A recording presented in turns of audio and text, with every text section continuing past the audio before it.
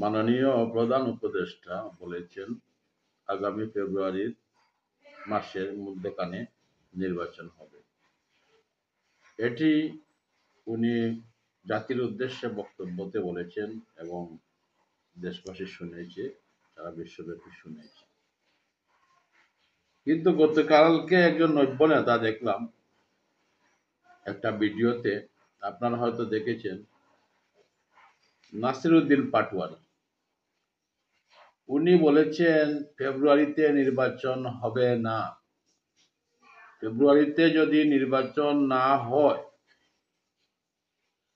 ওনার কথা মতো যদি নির্বাচন না হয়, তাহলে কি ওনার কথাবার্তায় বোঝা যাচ্ছে উনি প্রধান উপদেষ্টা।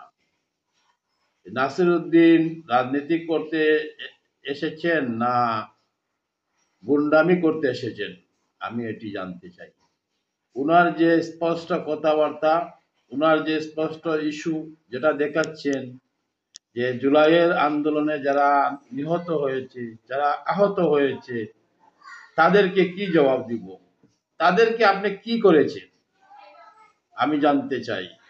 আপনারা কি এদেরকে পুঁজি করে আপনাদের এই ক্ষমতা, টাকার যে রূপ লালসা অনেক লম্বা হয়েছে, সেটা কি বহাল রাখতে চান?